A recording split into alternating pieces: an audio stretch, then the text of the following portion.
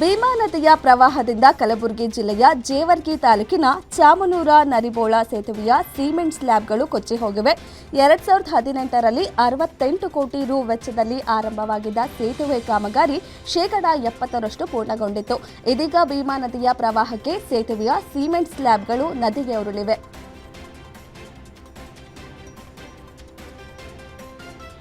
ಚಿತ್ರದುರ್ಗ ಜಿಲ್ಲೆಯ ಹಲವು ಕಡೆ ಭಾರೀ ಮಳೆಯಾಗಿದೆ.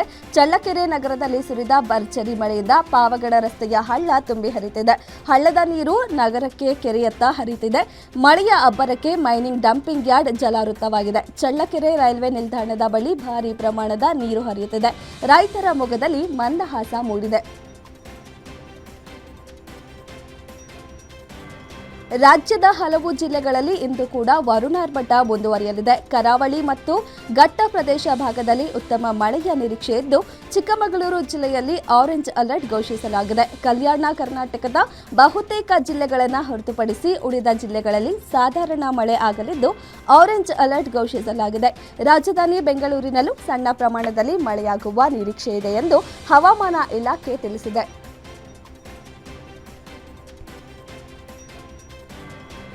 ಭಾರತದಲ್ಲಿ ಕ್ಯಾಂಪಸ್ ತೆರೆಯಲು ಯುಕೆಯ 9 ವಿಶ್ವವಿದ್ಯಾಲಯಗಳು ಸಿದ್ಧವಿದೆ ಎಂದು ಪ್ರಧಾನಿ ನರೇಂದ್ರ ಮೋದಿ ಹೇಳಿದ್ದಾರೆ.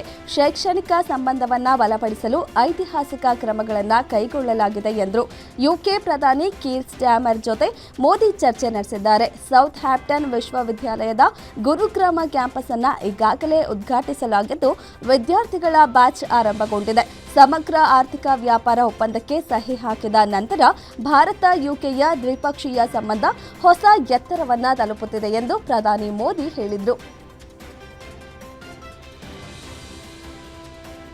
ಕರೂರು ಕಾಲ್ತುಳಿತ ಸಂಭವಿಸಿದ ಕೆಲ ದಿನಗಳ ಬಳಿಕ ನಟ ರಾಜಕಾರಣಿ ಟಿವಿಕೆ ಮುಖ್ಯಸ್ಥ ವಿಜಯ್ ಅವರ ಚೆನ್ನೈ ನಿವಾಸಕ್ಕೆ ಬಾಂಬ್ ಬೆದರಿಕೆ ಕರೆ ಬಂದಿದೆ. ಕರೂರು ಜಿಲ್ಲೆಯಲ್ಲಿ ನಡೆದ ಟಿವಿಕೆ ರ್ಯಾಲಿಯಲ್ಲಿ ನಡೆದ ಕಾಲ್ತುಳಿತದಲ್ಲಿ ಡಜನ್ಗಟ್ಟಲೆ ಜನರು ಸಾವನ್ನಪ್ಪಿ ಹಲವರು ಗಾಯಗೊಂಡ ನಂತರ ವಿಜಯ್ ವಿರುದ್ಧ ಟೀಕೆಗಳು ಕೇಳಿಬರುತ್ತಿರುವ ನಡುವೆಯೇ ಈ ಕರೆ ಬಂದಿದೆ. ಮುನ್ನೆಚ್ಚರಿಕೆ ಕ್ರಮವಾಗಿ ವಿಜಯ್ ಅವರ ನೀಲಂಕರೈ ನಿವಾಸದ ಸುತ್ತ ಭದ್ರತೆಯನ್ನ ಬಲಪಡಿಸಲಾಗಿದೆ. ಬಿಹಾರ ವಿಧಾನಸಭೆಗೆ ದಿನಾಂಕ ಘೋಷಣೆಯಾದ ಬೆನ್ನಲ್ಲೇ ಭರಪೂರ ಕೊಡುಗೆಗಳ ಘೋಷಣೆ ಆರಂಭವಾಗಿದೆ. ಮುಂಬರುವ ವಿಧಾನಸಭಾ ಚುನಾವಣೆಯಲ್ಲಿ ಇಂಡಿಯಾ ಮಹಾಗಠಬಂಧನ್ ಅಧಿಕಾರಕ್ಕೆ ಬಂದರೆ ಬಿಹಾರದ ಪ್ರತಿ ಮನೆಯಿಂದ ಒಬ್ಬ ವ್ಯಕ್ತಿಗೆ ಸರ್ಕಾರಿ ಉದ್ಯೋಗ ನೀಡಲಾಗುವುದು ಎಂದು ಆರ್ಜೆಡಿ ನಾಯಕ ತೇಜಸ್ವಿ ಯಾದವ್ ಭರವಸೆ ನೀಡಿದ್ದಾರೆ.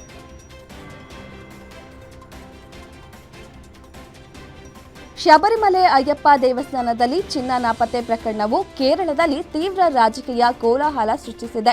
ವಿಧಾನಸಭೆಯಲ್ಲಿ ತೀವ್ರ ಗದ್ದಲಕ್ಕೆ ಎಡೆಮಾಡಿಕೊಟ್ಟಿದೆ. ಶಬರಿಮಲೆ ಚಿನ್ನ ನಾಪತ್ತೆ ಪ್ರಕರಣದಲ್ಲಿ ಕೇರಳ ದೇವಸ್ವಂ ಸಚಿವ ವಿಎನ್ ವಾಸವನ್ ಅವರು ರಾಜೀನಾಮೆ ನೀಡಬೇಕು ಎಂದು ಒತ್ತಾಯಿಸಿ ಅಕ್ಟೋಬರ್ 6ರಿಂದ ವಿಧಾನಸಭೆಯಲ್ಲಿ ವಿಪಕ್ಷಗಳು ಪ್ರತಿಭಟನೆ ನಡೆಸುತ್ತಿದೆ. ಪ್ರತಿಭಟನೆ ತೀವ್ರಗೊಂಡಿದ್ದು ಮಾರ್ಷಲ್ಗಳ ಮೇಲೆ ಹಲ್ಲೆ ನಡೆದಿದೆ.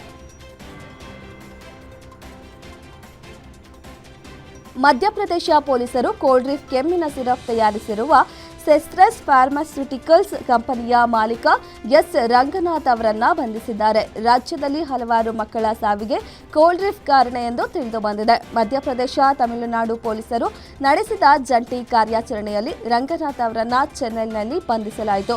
ವಶಕ್ಕೆ ತೆಗೆದುಕೊಂಡು ವಿಚಾರಣೆ ನಡೆಸಲಾಗುತ್ತಿದೆ.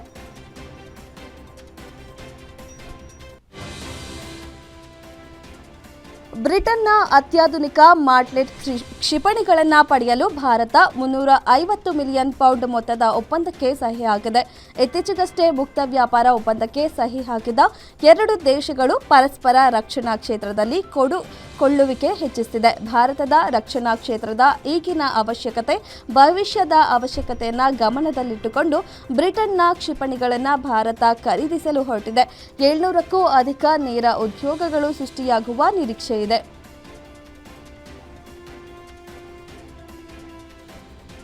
ರಸ್ತೆಯಲ್ಲಿ ಸಂಚರಿಸುವಾಗ ವಾಹನ ಸವಾರರ ನಡುವೆ ಜಗಳವಾಗುವುದು ಸರ್ವೇ ಸಾಮಾನ್ಯ. ಕೆಲವೊಮ್ಮೆ ಮಾತಿನ ಚಕಮಕಿಯಲ್ಲಷ್ಟೇ ಇದ್ದರೆ ಇನ್ನು ಕೆಲವೊಮ್ಮೆ ಹೊಡೆದಾಟವೂ ನಡೆಯಬಹುದು. ಇದೇ ರೀತಿಯ ದೃಶ್ಯದ ವಿಡಿಯೋವೊಂದು ಈಗ ಸಾಮಾಜಿಕ ಮಾಧ್ಯಮದಲ್ಲಿ ವೈರಲ್ ಆಗ್ತಿದೆ.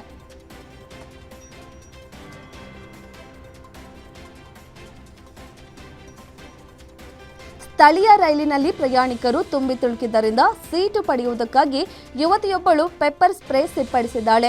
ಇದರಿಂದ ರೈಲು ಪ್ರಯಾಣ ಅಸ್ತವ್ಯಸ್ತವಾಯಿತು. ಹಲವಾರು ಪ್ರಯಾಣಿಕರು ಕೆಮ್ಮಿದರು, ಉಸಿರಾಡಲು ಕಷ್ಟಪಟ್ಟರು. ಈ ಘಟನೆಯು ಸೀಲ್ಡಾಗೆ ಹೋಗುವ ಸ್ಥಳೀಯ ರೈಲಿನ ಮಹಿಳಾ ಕೋಚ್ನಲ್ಲಿ ನಡೆದಿದ್ದು, ಪ್ರಯಾಣಿಕರು ಇದನ್ನು ಕ್ಯಾಮೆರಾದಲ್ಲಿ ಸೆರೆ ಹಿಡಿದಿದ್ದಾರೆ. ಈ ವಿಡಿಯೋ ಸಾಮಾಜಿಕ ಮಾಧ್ಯಮದಲ್ಲಿ ವೈರಲ್ ಆಗಿದೆ.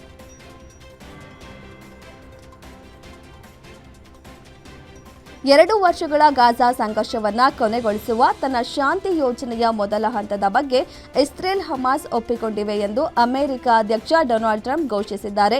ಈ ಒಪ್ಪಂದವು ಕೆಲವು ಒತ್ತೆಯಾಳುಗಳು, ಕೈದಿಗಳ ಬಿಡುಗಡೆ, ಸಂಘರ್ಷ ನಿಲ್ಲಿಸುವ ಕ್ರಮಗಳನ್ನು ಒಳಗೊಂಡಿದೆ. ಟ್ರಂಪ್ ಸಾಮಾಜಿಕ ಮಾಧ್ಯಮದಲ್ಲಿ ಮಾಹಿತಿ ನೀಡಿದ್ದು, ಇದರ ಅರ್ಥ ಎಲ್ಲ ಒತ್ತೆಯಾಳುಗಳನ್ನು ಶೀಘ್ರದಲ್ಲೇ ಬಿಡುಗಡೆ ಮಾಡಲಾಗುತ್ತದೆ. ಇಸ್ರೇಲ್ ತನ್ನ ಪಡೆಗಳನ್ನು ಹಿಂತೆಗೆದುಕೊಳ್ಳುತ್ತದೆ. ಇದು ಶಾಶ್ವತ ಶಾಂತಿಯತ್ತ ಮೊದಲ ಹೆಜ್ಜೆಯಾಗಿದೆ ಎಂದಿದ್ದಾರೆ. ಗಾಜಾಗೆ ಸಂಬಂಧಿಸಿದಂತೆ ಅಮೆರಿಕ ಅಧ್ಯಕ್ಷ ಡೊನಾಲ್ಡ್ ಟ್ರಂಪ್ ಅವರ ಶಾಂತಿ ಯೋಜನೆಯ ಮೊದಲ ಹಂತದ ಒಪ್ಪಂದವನ್ನು ಪ್ರಧಾನಿ ಮೋದಿ ಸ್ವಾಗತಿಸಿದ್ದಾರೆ. ಇದನ್ನು ಶಾಂತಿಯುತ ಹೆಜ್ಜೆ ಎಂದು ಬಣ್ಣಿಸಿದ್ದಾರೆ. ಹಮಾಸ್ನಿಂದ ಒತ್ತೆಯಾಳುಗಳ ಬಿಡುಗಡೆ ಗಾಜಾದಲ್ಲಿ ಶಾಂತಿಗೆ ದಾರಿ ಮಾಡಿಕೊಡಬಹುದು ಎಂಬುದು ನನ್ನ ನಂಬಿಕೆ ಎಂದು ಪೋಸ್ಟ್ ಮಾಡಿದ್ದಾರೆ.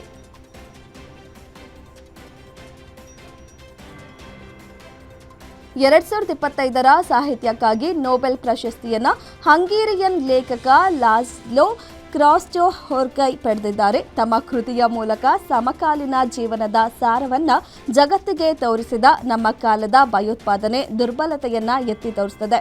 ಮುಂದಿನ ಪೀಳಿಗೆಯ ಶಕ್ತಿ ಮತ್ತು ಸ್ಥಿತಿಸ್ಥಾಪಕತ್ವ ಬಗ್ಗೆ ಈ ಕೃತಿಗಳಲ್ಲಿ ಈ ಸಮಾಜಕ್ಕೆ ತೋರಿಸಿದ್ದಾರೆ. ಇನ್ನು ಪ್ರಶಸ್ತಿಗಾಗಿ 2 ಭಾರತೀಯರು ಸ್ಪರ್ಧಿಸಿದ್ದಾರೆ.